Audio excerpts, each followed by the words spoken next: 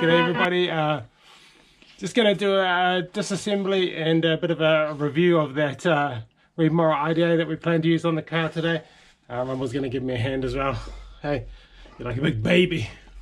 Well, yeah, hope you enjoy the video. Let's get into it. Cheers. Okie dokie, we're going to take a look at this Reedmoral branded 48mm IDA. So it's just a Weber copy.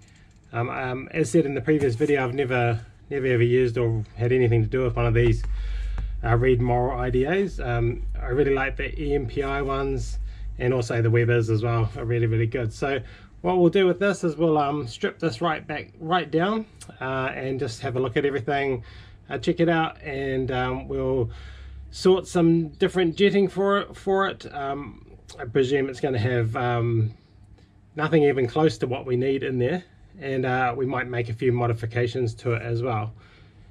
First things first, I guess, if you are new to working on these IDAs or carburetors in general, you've got a lot of brass and obviously cast alloy pieces which can be quite brittle.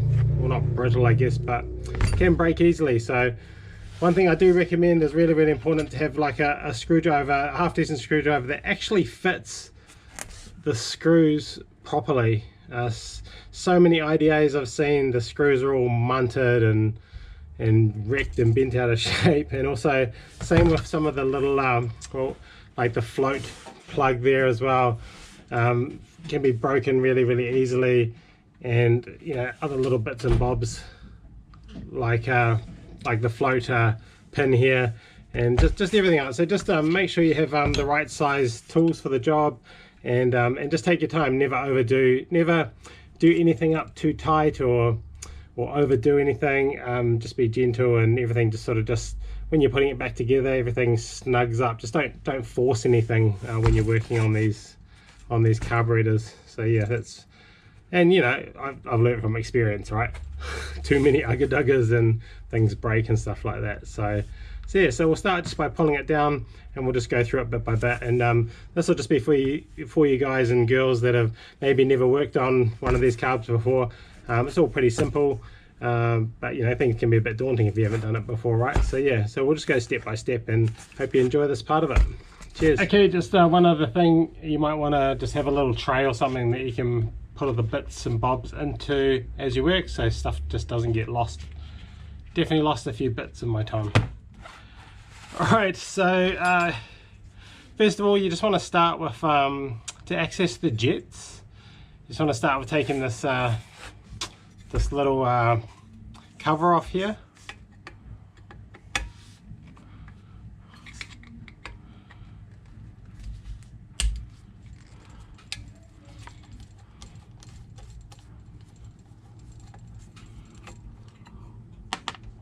Just 2 screws.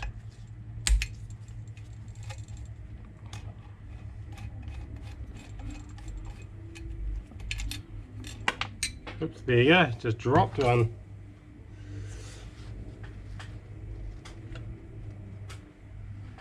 That's my butterfingers. Alright, so that little cover just comes off. Basically just helps crap not sort of get sucked into the jets here, or get into the float through the breather hole. Alright, so these are your jets here.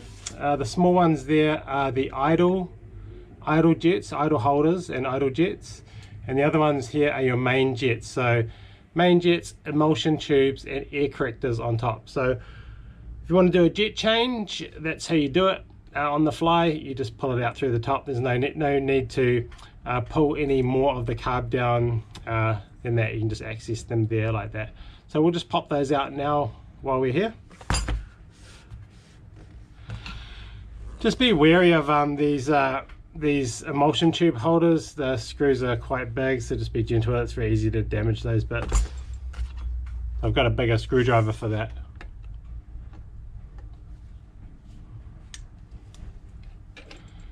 They're not very tight.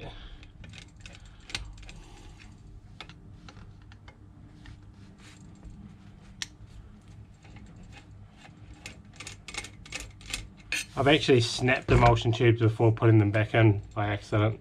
just by doing them a bit too tight, or maybe they were a bit weak or something like that. Alrighty, so there's our emulsion tubes. You can tell by looking at that it's probably like an F7 emulsion tube. Don't think it's got a marker on it. Yes, it does. So I don't know if you can see it on the camera, but it is stamped F7. I could just tell by the air holes around here what they are. So on the end of the emulsion tube is our main jet.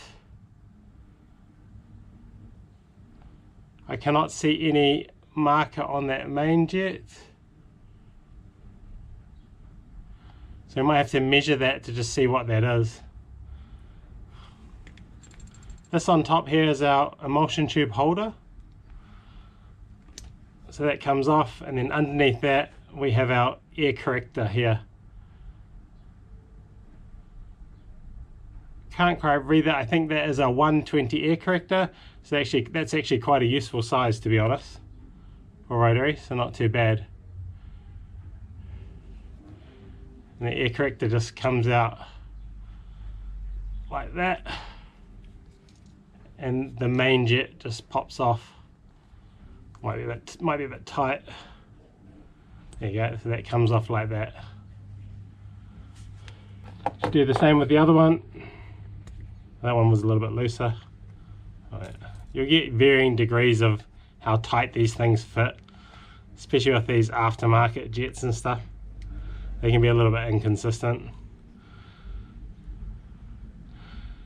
That main jet's not marked either, so I have to measure them.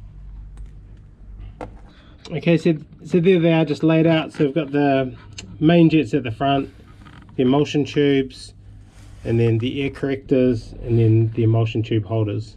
So we have a 120 air corrector and F7 tubes, and the mains we're not too sure about yet. We'll just need to measure them with a little gauge, but the F7s and the 120s are definitely usable in a rotary engine, depending on what your motor is, etc, etc. So that's quite good. Hasn't come with some weird crazy emulsion tube or air corrector that we're never going to use, like maybe something for a V-dub or something like that. So it's actually pretty handy, so stoked with that.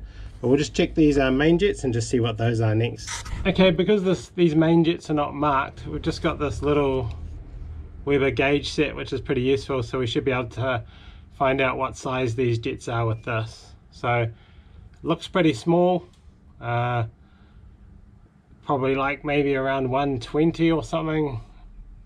We'll just check it with this.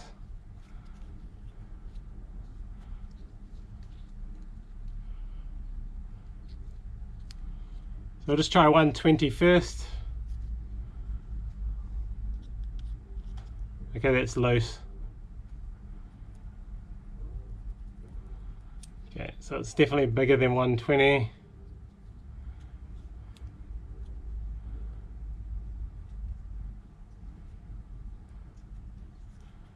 Try 130.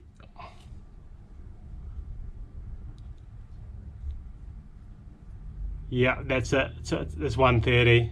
There's no plan there. We'll just try the 140 just to double check, and this 140 shouldn't go in. Yeah, so that hasn't gone in. So these are 130 jets. So not really useful, I think, for rotary engine. Majority of rotary engines, I don't know, maybe a 10A or something, I don't know. I've never ever had to use a jet as small as a 130.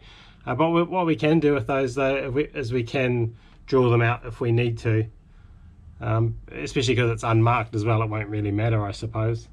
You often find jets that are marked with a size, but they've been drilled out, and so sometimes it often pays to check with one of these before using any unknown jets, or when checking the jetting in a carburetor. You'll find these are drilled out quite often and then obviously not remarked. So it might be like might be marked 200, but it's been drilled out to 240 or something like that, and not marked. So the only way you can check is with one of these, or whatever, I guess. Well, this helps. I guess it's not the only way, but yeah. So that's cool.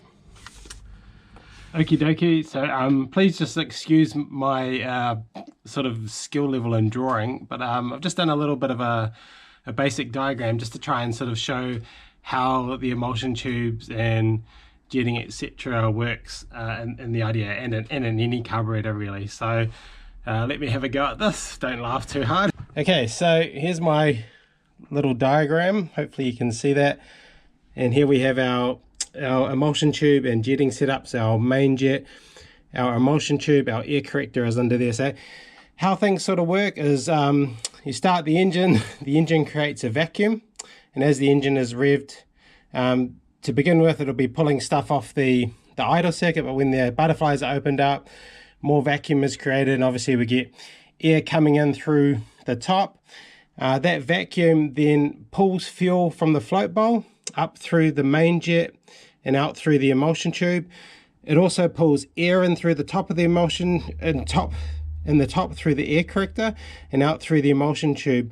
What then happens there is you get emulsification, or a mixture of the air and fuel all together, and then that is then pulled through the carburetor, in through the auxiliary Venturis, and then down into the motor.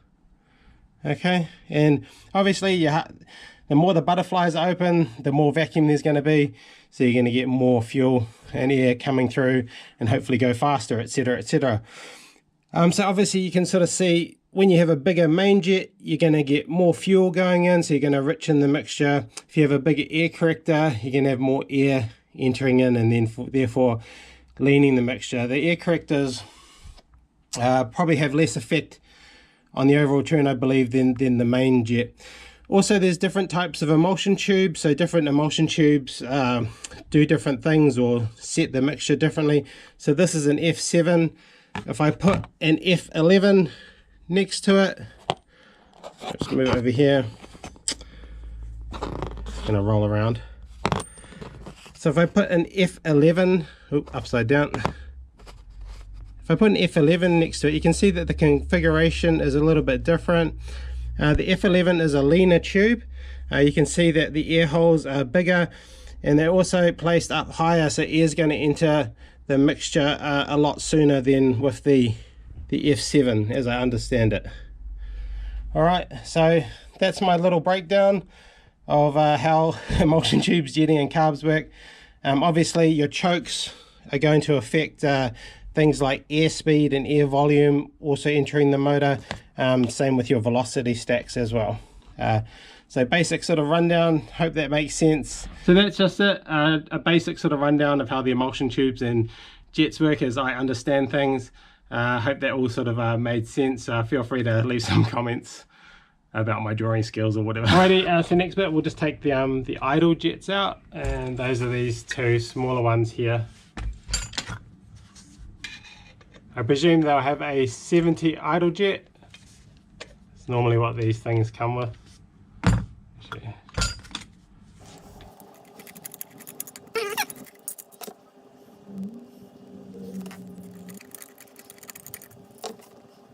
Okie dokie, so these are our idle jets. It looks like pretty standard stuff. These look like 120 idle jet holders, and these are F10 70 idle jets, and that's pretty stock standard what you can use in a rotary engine. I tend to like to use a 65 idle jet, but yeah, so that's good. Those are usable. We can just keep those in the carb. So the idle jet does pull away from the holder. I just tried to do it. These are actually really tight, so I'll just leave them like that for now. So the idle jets feed the idle circuit in the carburetor. So when the car's idling, there shouldn't be any fuel being pulled through the main circuit of the carburetor. So the main circuit is fed by the main jets and the emulsion tubes, which is what we just looked at just before, and the idle circuit is fed by these idle jets, which is sort of fed underneath the butterflies, so through little holes in the bottom of the carburetor, which are sort of the mixture screws control. If your car's idling and you're idle and you see fuel dripping down the Venturis into the carburetor, so if you look down into the carburetor and you see fuel dripping down, that means you've got fuel getting pulled from the main circuit, which is not ideal. So it shouldn't be doing that, and that probably means that something like generally your float level is a bit too high.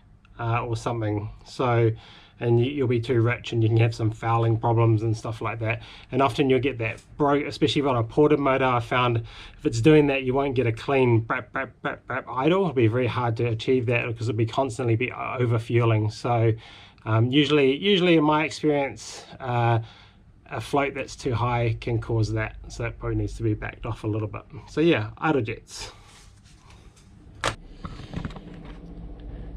Okay, so I did manage to get those idle jets apart just with a very gently with a pair of pliers, needle nose pliers. So they were quite tight, just pulled them apart there. So there's just the idle jet holder, and then there's the actual idle jet itself. Okay, we'll take the air stacks out and take the top hat off next. So the velocity stacks or air stacks or trumpets or whatever you want to call them, there's just a couple of screws either side and a couple of little tabs that sort of hold them down into the carburetor top hat. So we just need to pull those off.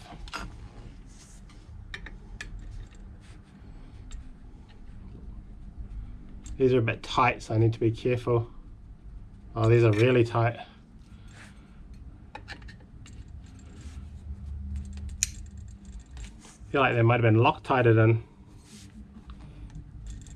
Oh, yeah.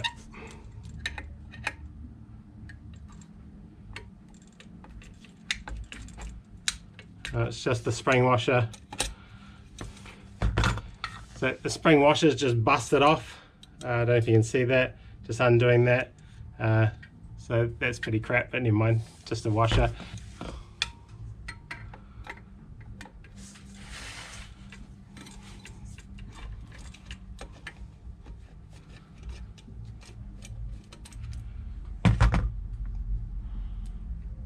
Hey, that's a little bit buggered, but it's all right.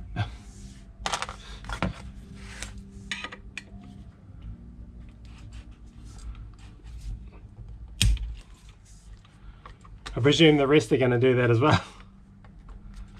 Yeah, they're definitely catching.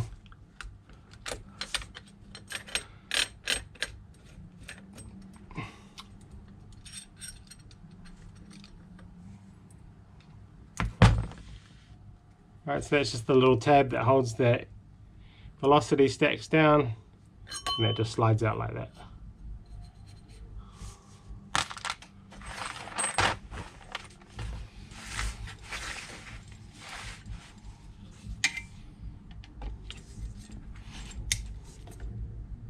Gosh, these are awful. Oh.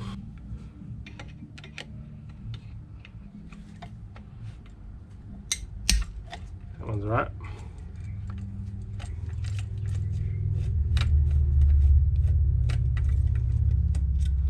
I've just grabbed a ring spanner for this one, or else I'm just going to get annoyed. Okay, that was a bit easier.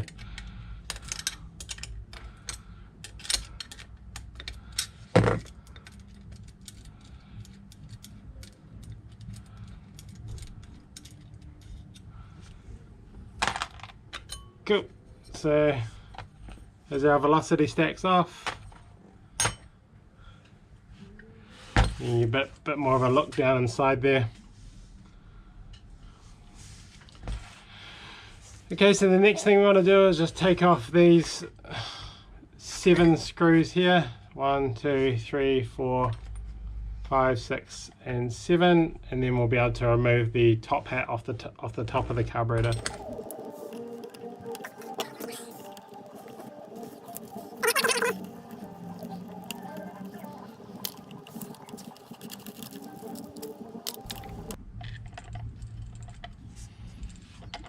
One thing I've just noticed is that we've got one auxiliary Venturis that's pretty loose, and the other one's sort of nice and firm. So that sort of could speak to the quality of things.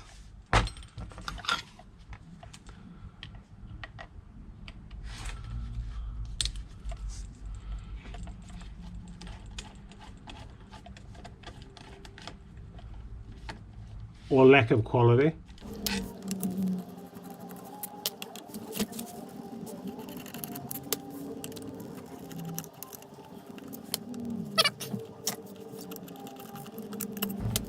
Alrighty, so the top hat should just lift off now, like that. So under the top hat we've got the needle valve. So this controls the fuel coming in to the engine, and that is controlled by the float. So as the fuel fills the float bowl, the brass float there rises, and there's a little tab there which will push on the needle and close that off and stop any fuel getting in. So looks like a big needle.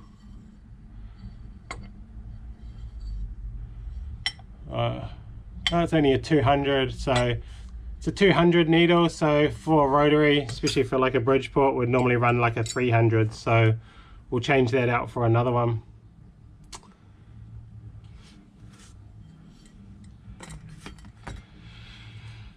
Okay, so just in here we've got a few things going on. We've got a top gasket here which can come off, and then we've got our little pump jets here, accelerator pump jets. So when you pump the accelerator, this rod does its thing here. So when you pump the gas, fuel squirts out of these pump jets, and these are a particular size, and you can change the size of those too if you want them a bit fatter, or you can drill them out as well. Here we have the auxiliary Venturis. So they should just slide out, but we just need to remove these little pump jets first. And then here obviously we have the float, so that can come out as well. And to get that out, we just need to undo this little pin here. All right, so we'll get these pump jets out. These pump jets just pull out.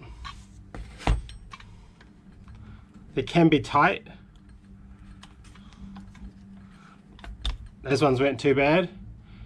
They're literally just held in by a little O-ring there.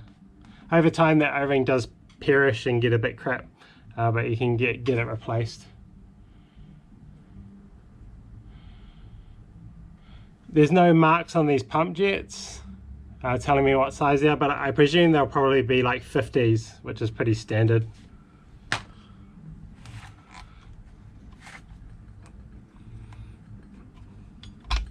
That's the other one out. Alrighty, so just one thing that's worth mentioning is if you happen to have a Weber IDA that is made in Italy, one of the older types, your pump jets will not look like this. Your pump jets will be like a two-piece design where it's made up of the nozzle or squirter part, and that squirter part is held in with a brass jet, so it's screwed into the IDA body with the brass jet, and in between those bits and the carb body there is a couple of little copper washers to stop any leaks. So it's actually a sort of an older two-piece design. When they started making the IDAs in Spain, I think they moved to these push and pump one-piece types with the little O-ring, and every aftermarket IDA I've seen also has this type of jet as well. So just in case you're pulling apart your IDA and wondering why the pump jets are a bit different to this, that's possibly why, because you might have an old Italian type. And I must admit, I do like the old Italian type IDAs. They tend to be maybe a little bit rougher, I think, but definitely cool for sure. All right, so now these auxiliary Venturis should pull straight out. These are just held in with a little spring, which goes against on the inside of these tabs here. So this one feels quite tight. This one feels a bit loosey-goosey, but they just pull out. So that one came out easy. You can see the spring there. I don't know if you can see that. That looks a little bit munted to me. I'm not too sure. Pull the other one out.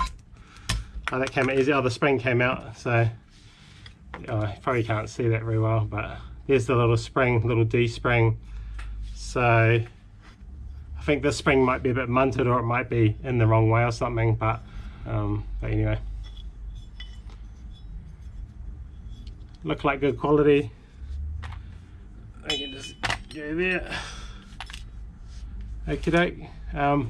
And then so inside here we now have access to our chokes or our Venturis, and I can see that they are stamped for the 37, so they're pretty small.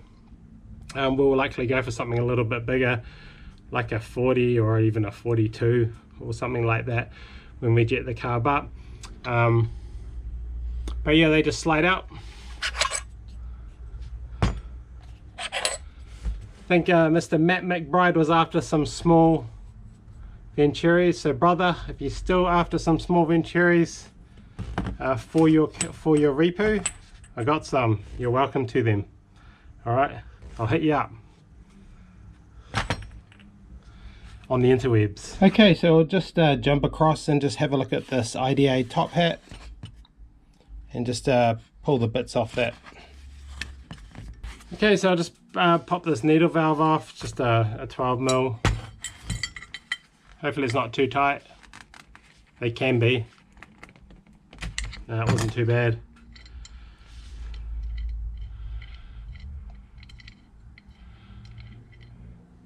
It's just got a little washer there. Basically all that happens is that fuel comes in through there, and then it fills up, it sprays out these holes, and then as the float fills up, the needle closes and that shuts off these holes. Okay, and then that stops the fuel flow into the float bowl. So we'll change that out for a bigger one, for like a 300. Just pull these bits off next. Okay, so I just had to just crack those off, so they're a little bit tight. So this sort of brass plug here is a copper washer, and there's just a little filter here which should come out. Oh, I got it. So that's just a little filter to stop sort of crap getting into the float bowl or blocking up the needle, but generally I just bin this thing. I never run it in any of my cars. I don't know, maybe I should. Tell me otherwise. Okay, and there's this fuel inlet here.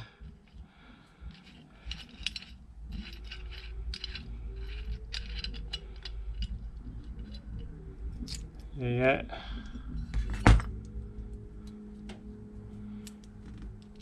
Standard sort of fuel inlet that comes with them. I'll replace this with just like a straight in barb fitting, rather than having all this sort of hoodaki here. What I generally do with my carburetors as well is I generally drill this out. So see, it's quite small, so just to get maximum flow to the needle, I drill that out, I remove it, and then I also just open this bit up here as wide as possible as well. So one of the main things you need to ensure, especially not so much with smaller ported motors, but big ported motors, and you know, if you want to have lots of revs and consistently high revs through the gears and stuff like that, you should be making sure that you have like really good fuel feed to this point. So that means decent lines, decent fuel pump, etc, etc, and you don't want the fuel pressure to be dropping at all. And then I also modified this piece here. So this is the float bowl that holds the fuel, but there's just like a redundant chamber here, and you can like mill this or drill or grind this wall out here, and then you get a bit of extra fuel in your float bowl. So it's like an internal float bowl mod. The EMPI carbs already come with that gone, so that's quite cool. That's why I like it. So because this is a Bridgie and you know, it's just going to be a cruiser, I don't think I'll bother cutting that away at this point, but you never know, I might. But I will just maybe just drill these bits out, and yeah, and that'll be sweet. Alrighty, one thing I've just noticed as well with this IDA is that it has 3 progression holes. So you probably can't see that at all, but there's 3 tiny little holes drilled in through there, and they relate to the idle circuit and the transfer from the idle circuit to the main circuit as one takes off. So by having 3 progression holes instead of 2, it supposedly makes that transfer potentially a little bit smoother. The Webers, as far as I'm aware, only ever come out with 2 progression holes, not 3. The EMPI or the MP carbs also come out with 3 progression holes. So that's one good little thing. Just as well, this screw here is your idle speed screw. So that one there is just literally controls how much the butterflies sit open or closed. So at the moment they're fully closed, but as soon as I wind on that screw a bit, it's going to start to just open the butterflies more, so you can get the real hard out braps going, you know, if you want. The mixture screws, so these are very important. So they actually control the idle mixture, okay, and you use those to set your idle. As a general rule of thumb, you shouldn't need to wind them out any more than 3/4 turns to 1 full turn. And what you do, you need to be careful with them, because if you do them up too tight, you can actually damage the carb body. And there's a little hole there, I don't know if you can see that, where the idle fuel comes out of. If you do it up too tight, I've seen these bits crack and break and be damaged, and then obviously the screw ends get munted. It's more common actually, the screw tips get munted, and then the car will never idle properly because the point is damaged on them. But we'll just whip those out quickly and just show you what they look like.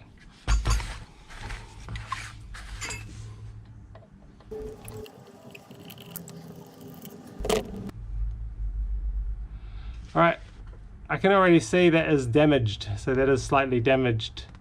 So from the factory it looks like they've done them in a bit too tight, and I know you can see this sort of ring around there where it's actually worn on the body of the carb. Still probably be fine to use. You'll see them get really warm when they get done up too tight, and the tips even get busted and stuff like that. So just have a look at the other one as well. I have got some others, so I can replace these if I want to, if I need to.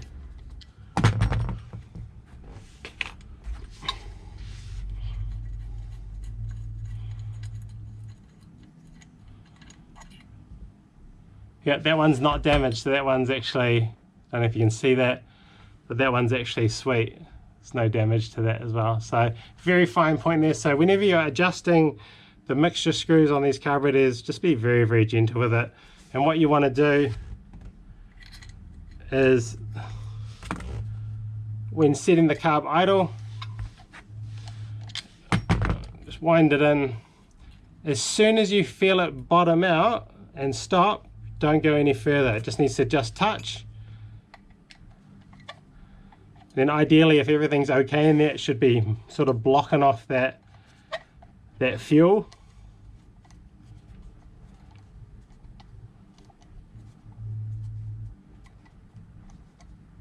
About there, so it's pretty wound in, to be honest. So I wouldn't really want to go any tighter than that. And then when setting the idle, you just sort of start to back it off. You know, that would be half a turn. You know, maybe start at half a turn or 3/4 turns, and then just sort of play with it from there. But we'll get into that when I actually get this motor fired up. But yeah, okay, we'll just continue with the teardown. I'm just going to remove the float, and we'll pull the little pump accelerator push rod out as well. We'll also look to just remove the end throttle lever here, and just show you sort of inside of that. And also because I've got a Weber Specialties linkage kit to go on as well, so that's got to have to come off anyway. We'll leave the little blind plugs in here that lead to sort of the idle circuit, and no point in taking those out. These can be like Loctited in. I know with the EMPI carbs that I've had, they've been Loctited in and they can be really hard to get out, so sometimes a bit of heat can help. I don't know what these ones are like. I don't know if there's any Loctite on this. So yeah, we'll just start with removing the little float drain plug here. So that's just a 10mm. Just cracks off pretty easily.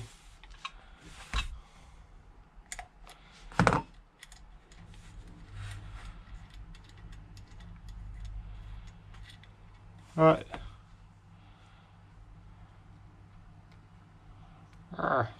Just got a little washer there. Just be careful when doing this back up. Very easy to break. It doesn't need to be done up tight. Just gently snug it up. I have snapped one in the past. All right, so to get the brass float out, we just need to undo this retaining pivot pin here.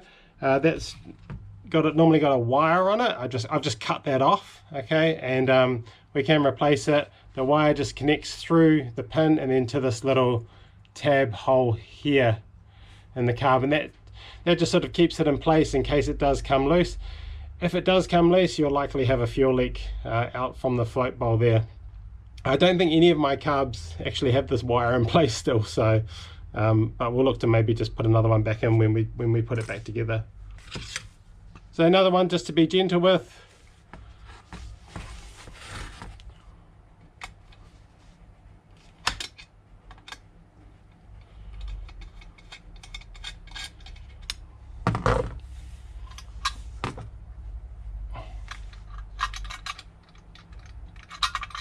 So that just slides out. That's what it looks like. And then I can just pull our float out. So this is a brass float. You can get plastic type floats as well. I'm not too sure which one's better, one or the other. Maybe the plastic one. I don't know. At least with this one, if you get a leak, you can probably solder it up. Alrighty, so just on the float retaining pin here, there is normally a little copper washer that comes with this, but on this carburetor it seemed to be missing. The brass normally seals pretty well against the alloy anyway, but I might try and find a little copper washer to fit that, because there isn't one here. Normally there is one. Alright, so just looking down into the carb, you can see the little accelerator pump valve there. We'll just leave that in. I won't remove that. That comes in different sizes too, although I've never had to change one, I don't think, in my time for any reason. Okay, so we're just going to remove the accelerator pump push rod. And to do that, we just use a small screwdriver, and it's a press fit. It's a flexible sort of press fit, and all you want to do is just gently pop your screwdriver in there and just gently lever it up, and there you go. It just pops out like that. If they're a little bit beat up and worn, they can be a bit tricky and maybe tricky to go back in place. Sometimes they're also a lot tighter than that, but just be gentle with it and it should just pop up like that, and you can pull the push rod and piston out like that. So if you're cleaning the carb and fully tearing it down, those are all the sort of the bits that you want to remove. You probably maybe want to remove the pump valve and also the blind plugs here, just to give it a full clean in the ultrasonic cleaner, or however you want to do it. But yeah, that's sort of as far as we're going to tear it down for now, I think. The only other thing I'll do, like I said, is just remove this throttle tab here, or throttle lever, because I will be putting a Weber Specs linkage on here. So with this, there's just a little locking tab washer there, so we just need to use a screwdriver just to bend that tab down,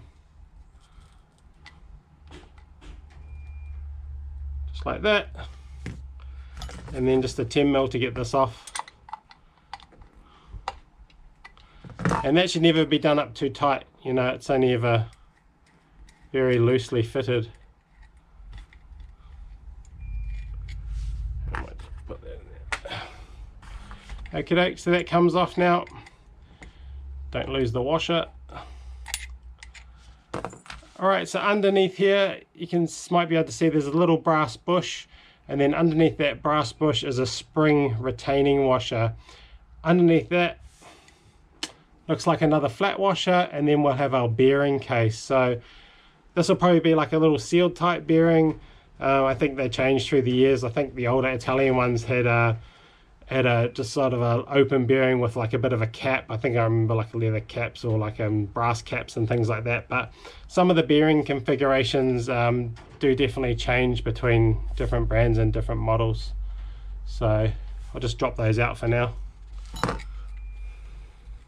There we go. So brass bush and just a little spring washer there.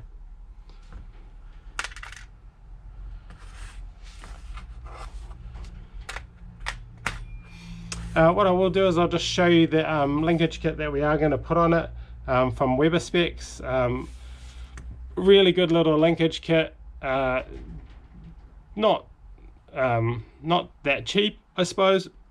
They do cost a little bit, I think like $100 and something bucks.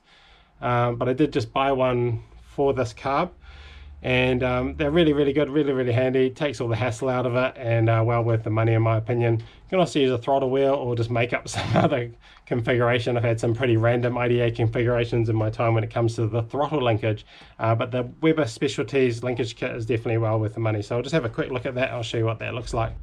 Okay, so this is it here. It comes in a little box. Comprises of two main parts.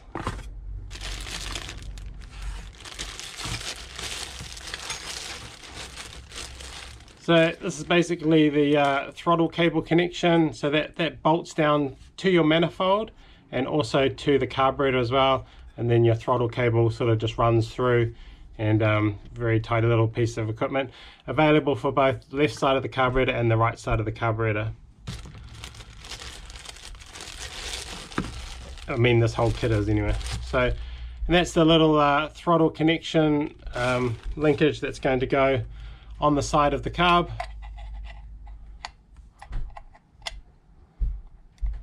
Like so. And that will just screw on there. And a very, very tidy little setup. But we will look at it more once it comes to time to put the carburetor back together and get it set up on the car. What else does it come with? It comes with a spring, throttle return spring, and just a little bolt there, so that just goes to allows the throttle, this bit, to attach to the carb. So yeah, well worth the money, highly recommend it.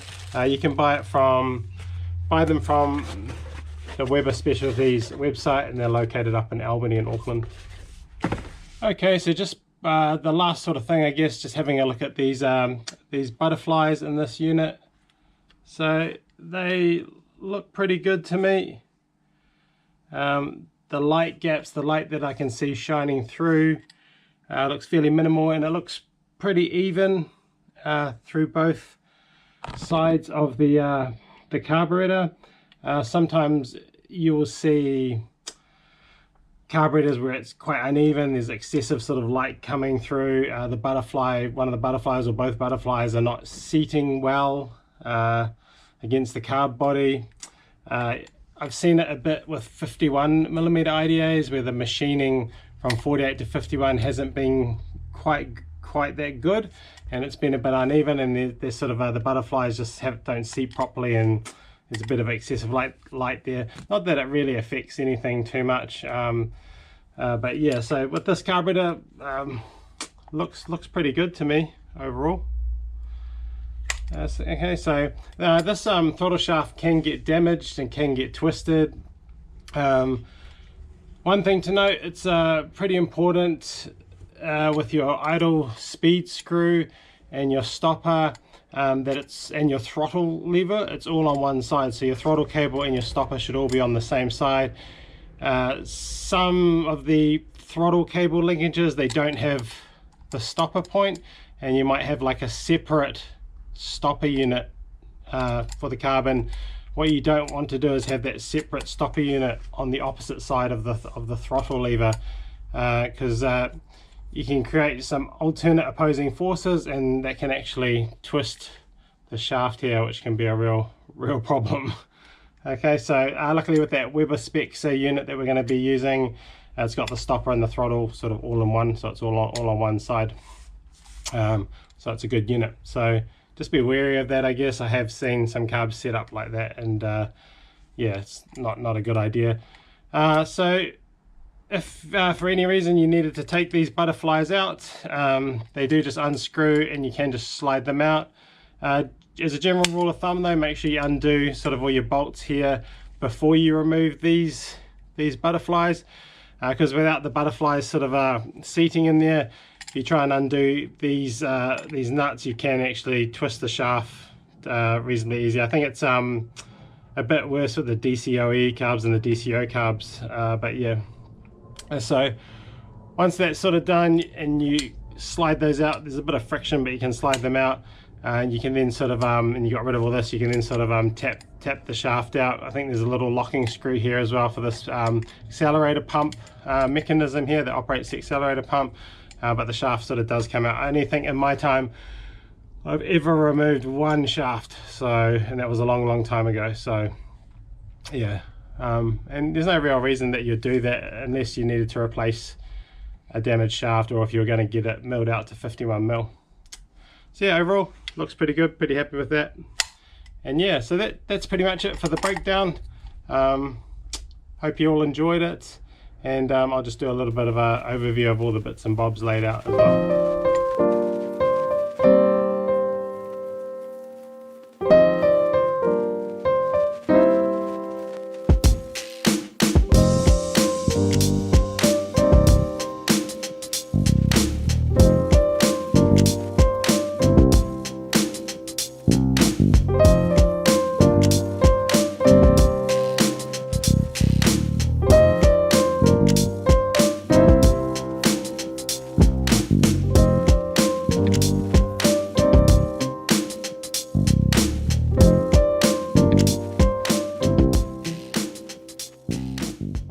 Okay, so all done and dusted, got the carburetor pulled down.